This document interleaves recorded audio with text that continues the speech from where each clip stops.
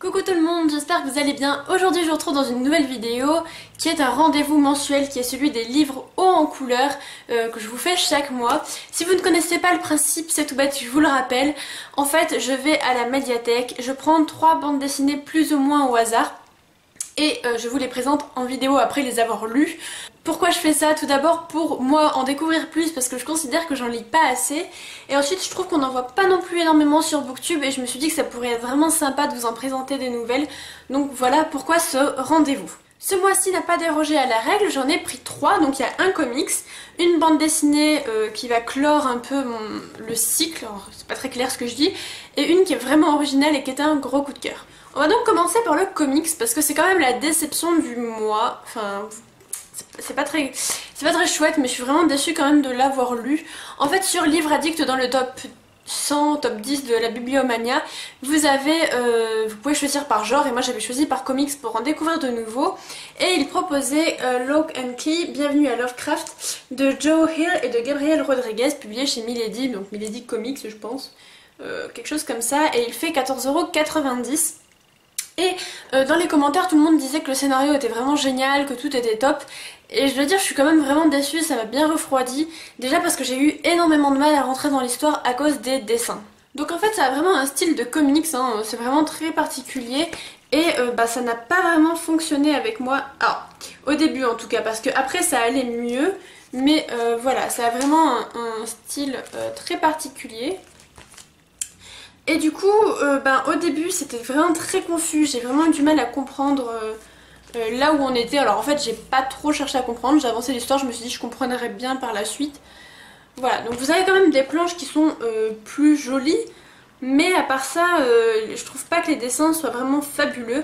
Voilà, c'est aussi pour ça que j'ai du mal à accrocher avec le comics de The Walking Dead, parce que les dessins sont vraiment très particuliers en fait, et que du coup c'est vraiment difficile comment dire, pour moi de rentrer dedans. Il faut vraiment que les dessins soient esthétiquement très très beaux pour que je puisse facilement entrer dans l'histoire. Alors je suis en train de vous chercher des planches mais j'en trouve pas spécialement.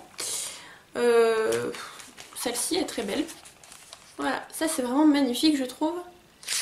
Voilà, et puis il y en a d'autres. Il y a quelques illustrations à la fin qui sont aussi très jolies, comme celle-ci que je trouve vraiment très belle.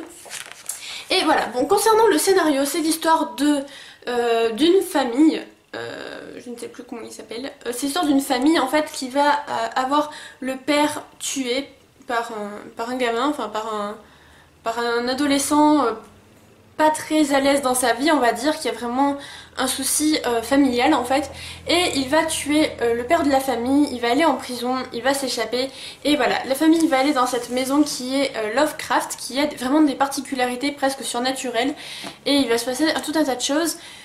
Mais j'ai pas plus que ça accroché à l'histoire. Je sais pas si certains d'entre vous l'ont lu, n'hésitez pas à me dire si c'est le cas, parce que là franchement je sais pas trop quoi dire. Je ne la conseille pas forcément, il y a plusieurs tomes, beaucoup ont aimé, donc je sais pas si c'est moi avec ça passe pas, ou voilà, je ne sais pas. Du coup je vous la conseille pas forcément, mais vous pouvez toujours la lire par vous-même pour vous donner votre propre avis. Elle n'est pas spécialement chère et elle se trouve en médiathèque, donc J'ai ensuite lu Les Carnets de Cerises, le 3e tome, qui est le dernier des 5 trésors. C'est publié chez Soleil, toujours dans leur collection Métamorphose. C'est écrit par Joris Chamblin et Aurélie Néré et elle est au prix de 15,95 €. Donc Cerise, maintenant vous la connaissez, ça fait 3 mois, 3 mois maintenant avec ce mois-ci, 3 mois d'affilée que je vous la présente. C'est cette petite fille qui souhaite devenir écrivaine et qui pour le coup fait des carnets. Donc là en plus dans ce tome-ci il y en a beaucoup plus et c'était vraiment très agréable. Donc vous voyez des carnets un peu comme ceci. Pour ceux qui ont lu la bande dessinée Lou, c'est les mêmes carnets qu'il y a dans l'intérieur des couvertures en fait. Sauf que voilà, là il y en a beaucoup plus et c'était vraiment très sympa. C'est le tome qui est le mieux noté sur Livre Addict et Goodreads aussi je crois, mais c'est pas celui qui m'a le plus plu. Je reste sur mon coup de cœur du premier tome, vraiment c'est lui qui m'a le plus ému, le plus touché, même si ici l'histoire est vraiment très intéressante. Donc vous avez toujours des planches à couper le souffle, c'est magnifique, la technique picturale est vraiment très belle, voilà, c'est vraiment très beau. Et voilà, donc là on va découvrir Cerise à travers un nouveau personnage qui fait son apparition et qui va découvrir un peu de son passé elle aussi. Donc en fait on va découvrir un tout petit peu du passé de Cerise en même temps que le passé de Sandra, je crois qu'elle s'appelle, c'est ça. De Sandra qui est un nouveau personnage, c'est une réparatrice de livres, une relieuse, et je crois que ça s'appelle comme ça mais je suis pas vraiment sûre. Et voilà, on va devoir trouver les 5 trésors et voilà, c'est très émouvant c'est vrai, mais c'est pas du tout celui qui m'a le plus touchée. C'est celui que j'ai le plus aimé peut-être esthétiquement, qui est le plus travaillé, parce qu'il y a beaucoup plus de carnets, il y a beaucoup plus de pages vraiment travaillées par Cerise. Et ça m'a beaucoup plu par contre. J'ai bien aimé les retrouver régulièrement. Donc là vous avez à nouveau des belles planches. C'est régulièrement que vous avez des planches comme ça qui prennent toute la page et qui sont vraiment très belles. Et comme toujours à la fin vous avez des illustrations par des amis dessinateurs je pense. Je ne sais pas si... vous avez 2 styles totalement différents. Donc là vous avez Cerise avec un renard. Ici un autre dessin qui est beaucoup plus... qui fait un style un peu plus vintage, ancien en tout cas. Moi ça me fait penser au livre qu'il y avait chez mes grands-parents. Vous avez une planche de Jérémy Almanza qui est l'auteur de Cœur de pierre. Et là on retrouve tout à fait son style. Voilà. Moi j'aime vraiment beaucoup ces planches de fin, c'est vraiment très sympa, c'est magnifique et voilà, l'histoire est vraiment touchante. Je peux pas trop vous en parler plus parce que c'est quand même un 3e tome, même si il n'y a pas de spoil à faire dans les premiers tomes. Mais voilà, c'est pas celui que j'ai préféré mais je vous conseille quand même fortement. C'est pas la fin de la saga, il y a énormément de questions auxquelles on n'a toujours pas de réponse, notamment sur le passé de Cerise, on a encore beaucoup de mystères à dévoiler. Mais voilà, c'est le dernier paru à ce jour.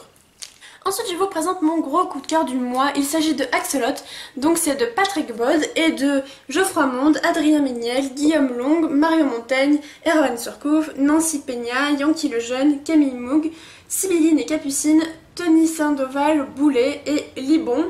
Je m'excuse pour tous les noms que j'ai écorchés mais c'est vraiment pas simple de deviner la prononciation de certains noms de famille. C'est publié aux éditions Delcourt et il est au prix de 20 €. Mais c'est une bombe ce livre, je ne peux que vous conseiller. Déjà il y a énormément de contenu. Et puis esthétiquement il est magnifique, j'aimerais vraiment le trouver d'occasion, me l'offrir. Parce que vous avez des trucs trop beaux. Alors Axolot c'est quoi ? Je vous en avais parlé dans mes favoris du mois de mars ou avril, non mars il me semble, ou février ou mars, bon peu importe.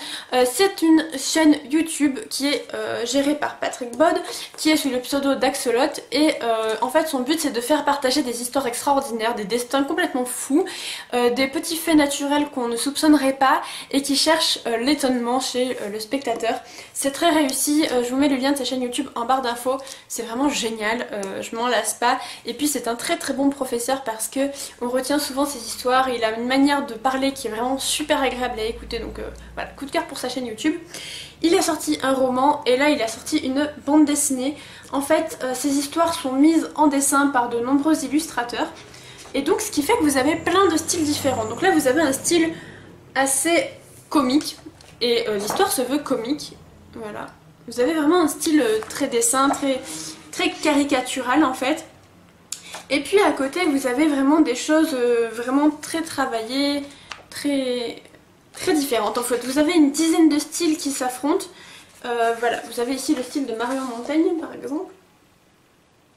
Et c'est tellement, ça fait de la diversité, c'est magnifique. Il n'y a vraiment rien à dire sur ce style. Voilà par exemple ici. Voilà, donc vous avez une dizaine de styles qui mettent en scène les histoires racontées par Axolot. Et en fait, à la fin de chaque histoire, alors je vais vous montrer, vous avez la note d'Axolot. Et en fait, c'est Patrick Baude qui vous raconte la vraie histoire, ce qui s'est passé. Parce que il y a quelques petites modifications qui sont faites dans la bande dessinée, mais tout ce qui est dit est vrai. Et vous avez ici le fait historique, qu'est-ce qui s'est vraiment passé. Ça, vous l'avez à la fin de chaque histoire. Et là, c'est vraiment trop fou, je vais vous en raconter une. Vous avez également 3 ou 4 planches je crois sur des faits psychologiques. Alors je vais essayer de vous en retrouver. Voilà, ils sont caractérisés par ce design là. Et en fait c'est certains faits psychologiques, comment les humains agissent. Et voilà, ça c'est vraiment ce que j'ai préféré. C'était vraiment très intéressant. Et en plus le style est vraiment très agréable. Et ensuite vous avez voilà 5 présentation d'arbres extraordinaires hors du commun. Voilà, là vous avez l'arbre le plus seul au monde, on vous explique pourquoi, voilà, à cause de ses racines, mais vous avez ça pour plein d'autres arbres, vous en avez pour 4 autres, donc je vais essayer de vous en montrer des planches vraiment trop belles en plus. Alors, voilà, vous avez par exemple celle-ci qui est vraiment magnifique, on vous explique en quoi cet arbre est particulier, et ensuite on a une autre type de planche, voilà, vous en avez plusieurs types de planches. Vous avez le cabinet des curiosités. Voilà, c'est des petites histoires qu'on apprend, qui sont vraiment très très drôles. Voilà, je trouve ça vraiment intéressant. Donc gros coup de cœur pour cette bande dessinée. Vous avez 120 pages de contenu, ce qui est vraiment pas négligeable. Parce que souvent dans les bandes dessinées ça tourne entre 48 et 100 peut-être. Là il y en a 120. Le contenu est fantastique. Alors je vais vous raconter quelques petites histoires pour vous donner envie de le découvrir. Là c'est l'histoire d'un fermier qui élève des poulets et qui voulait manger son poulet, et du coup il va lui couper la tête, sauf que le poulet va rester vivant. Il va rester vivant pendant 18 mois, il va parcourir les États-Unis parce que ça va devenir une bête de foire, hein, c'est le cas de le dire. Et en fait voilà, c'est une anomalie médicale qui fait que le poulet a survécu, donc ils l'ont pas mangé au final parce que bon, manger un poulet vivant c'est vraiment bizarre, mais il a survécu sans tête pendant 18 mois. Oui, c'est quand même beaucoup, 18 mois, ça fait quasiment 1 an et demi. Donc voilà, j'ai trouvé cette histoire tellement folle, mais tellement intéressante.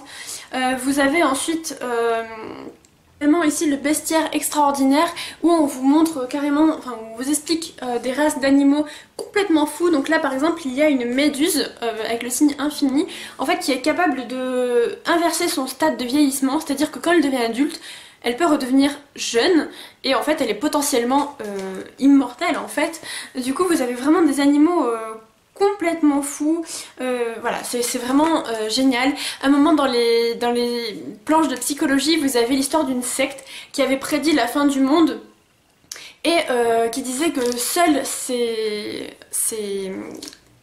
suivants, enfin ses fidèles, seuls les fidèles de la secte allaient rester vivants s'ils faisaient des prières.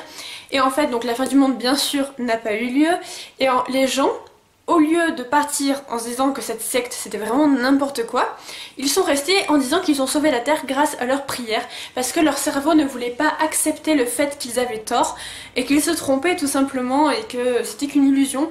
Voilà, pour pas se frustrer, le cerveau a juste modifié leur perception, et selon eux, c'était grâce à eux. Donc il y en a que 2 qui sont partis de la secte. Enfin voilà, c'est complètement fou.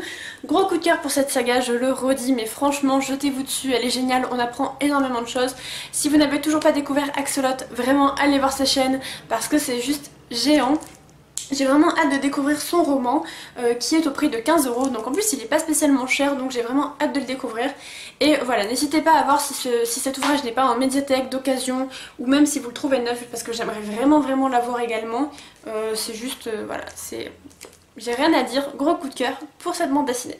Voilà, cette vidéo est terminée, j'espère que ce rendez-vous du mois vous aura plu et vous aura intéressé, comme chaque mois je l'espère. On se retrouve pour le mois de juin avec 3 nouvelles bandes dessinées, manga, comics, je ne sais pas encore, je ne les ai pas, je n'ai pas réfléchi à ce que j'allais prendre. Sur ce, portez-vous bien, faites de très bonnes lectures, bye!